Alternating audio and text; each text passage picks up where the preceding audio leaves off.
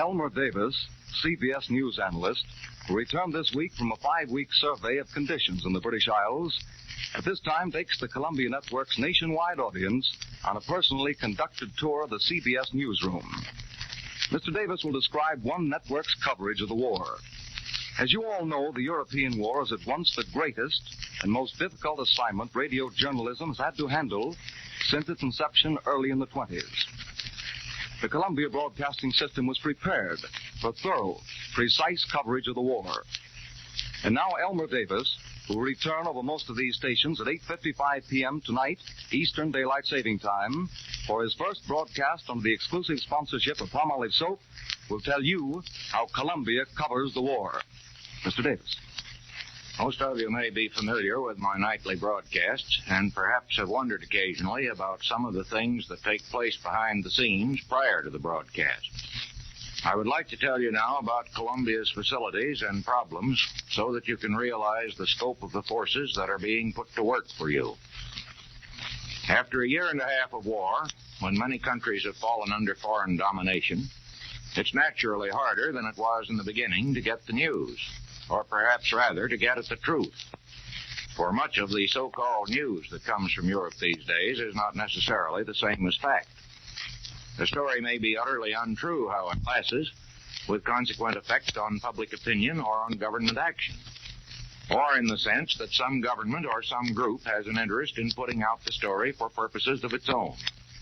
From that viewpoint, it could be said that in this country the difficulty of getting at the facts is that we have too much news, too many conflicting reports of diverse origins. But it is the business of a news organization to assess and analyze and compare these reports in the hope of approximating as closely to the truth as possible. And after all, it's a good deal easier to do that in this country, where more news is available than anywhere else in the world, than to do it in other nations, where, as a rule, most of the information comes from one side, if not from one source. The Columbia Newsroom draws on about all the possible sources of information and tries to shake down what it gets into the most accurate picture that can possibly be drawn. First in volume comes the full wire services of the three great American press associations, the Associated Press, United Press, and International News Service, whose teletype printers are ticking away all day long, bringing in the news as gathered by American correspondents in all parts of the world. Even as I talk to you now, these machines are spelling out the news of the moment. Let's listen to them briefly.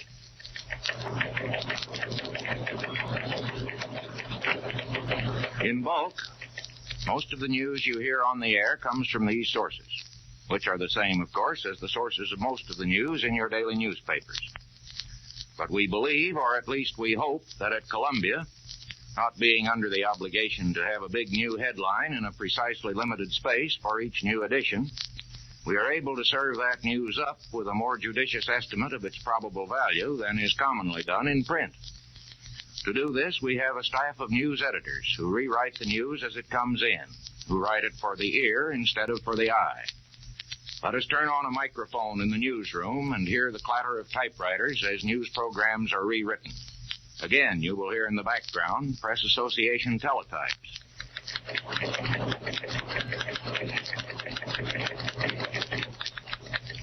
Like the newspapers, we also have our own special correspondents.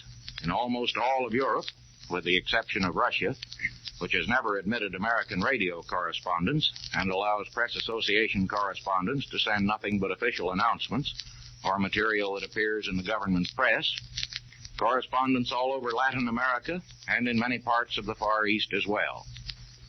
Working under censorship everywhere in Europe, as of course all newspaper and press association correspondents must work too, these men are nevertheless able to bring us not only the news in their various countries, but in some countries background material of immense value as to social conditions and public opinion.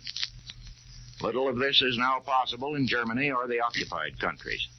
But from England and the Near East, the direct reports of correspondents are still of great value in building up the general picture as well as in presenting the news of the day.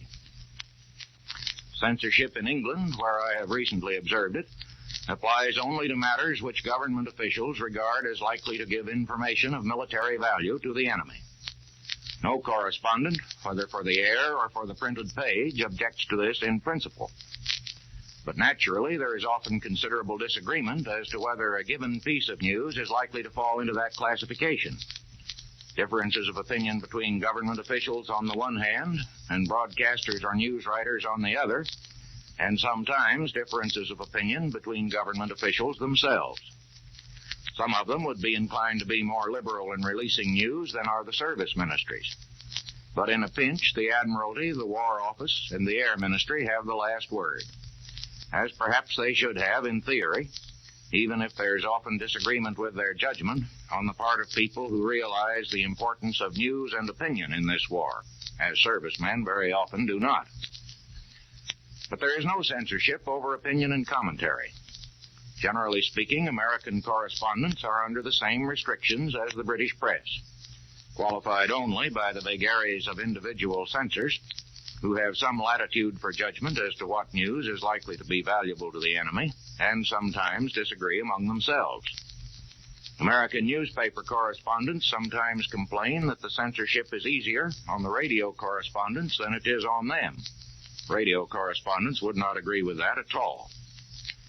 But just as the British press, though the news at its disposal is sometimes inadequate, is able to fill up its columns with feature material, which is often quite critical of governmental shortcomings, so American broadcasters are at liberty to report their impressions of public opinion and of social and economic tendencies in England, whether their conclusions are those that public officials would approve or not. In the Axis nations, and in the territories which they control, this is distinctly not the case.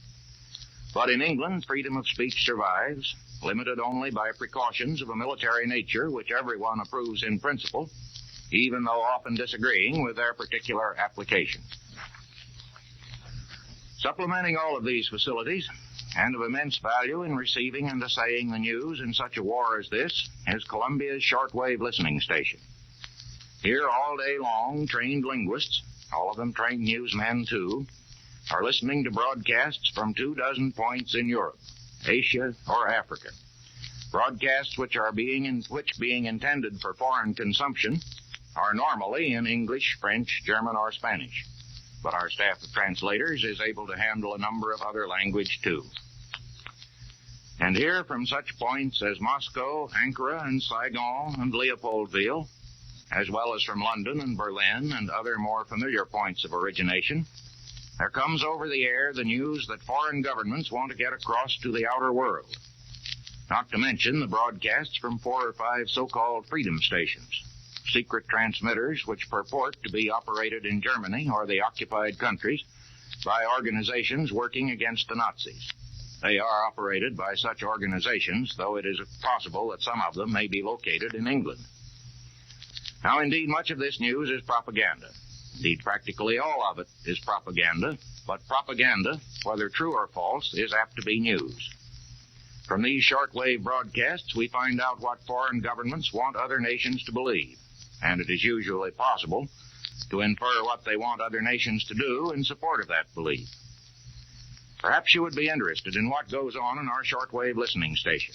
We'll open our microphone in the listening room, a glass-enclosed room just off our news studio. 61 Tonnen bekannt gegeben, die sich mit Kriegsmaterial beladen auf dem Wege von den Vereinigten Staaten nach England befanden.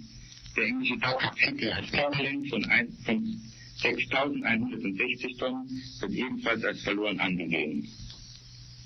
Der bekannte türkische Militärsachverständige General Ekali stellt in seiner We hope you were able to hear at that point the Italian radio giving out its news for foreign consumption.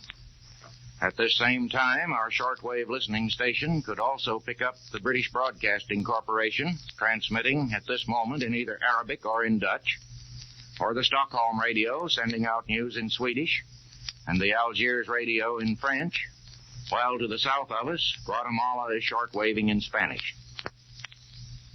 And finally, there are numerous news or propaganda services of foreign governments received in our newsroom by mail. British, German, Chinese, Japanese, Russian, Free French, Polish, Dutch, Norwegian, Czech, which often contain news items that do not appear in the regular Press Association reports. This is especially true of the news services operated by the governments or national committees of the conquered or occupied nations, from which news and information as to social conditions is smuggled out. And also, there are a few small private news services available to our staff, from which occasional items of moderate importance may be gathered.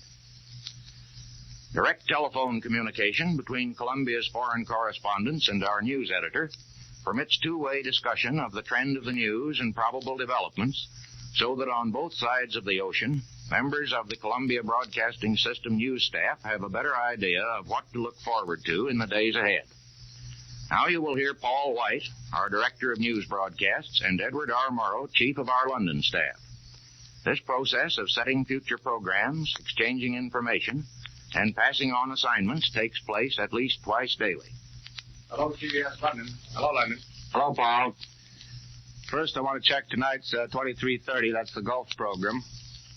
We have you down from 2335 to 2340. Is that what you have?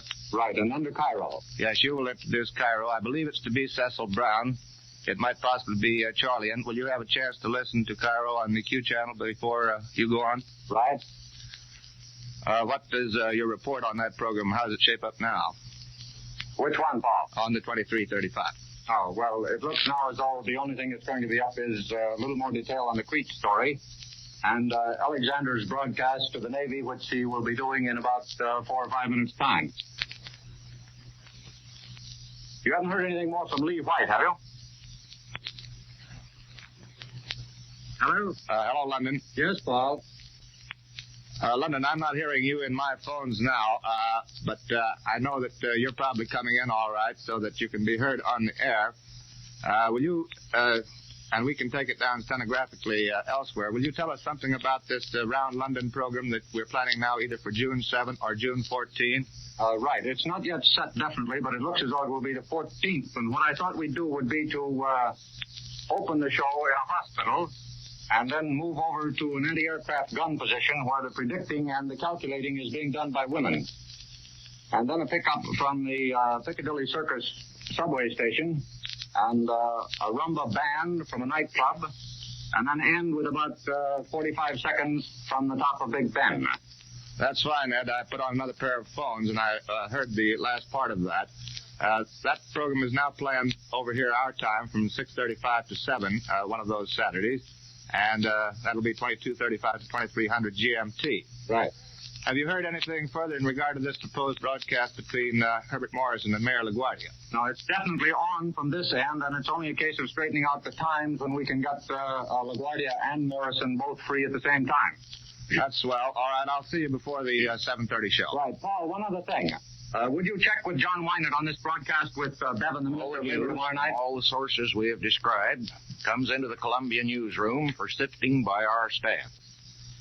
Throughout the day, the CBS News programs offer the best pictures that can be drawn of the situation up to the moment of broadcast, with the advantage over newspaper publication of being able immediately to put the very latest news on the air. The 8:55 Eastern Daylight Saving Time news program comes at a time when the day has long been over in Europe and the day's news is about all in, when the night is already more than half gone and the preliminary picture of the night's activity can usually be sketched. We do our best to sort it all out for you and give you what seems most important and most likely to be true.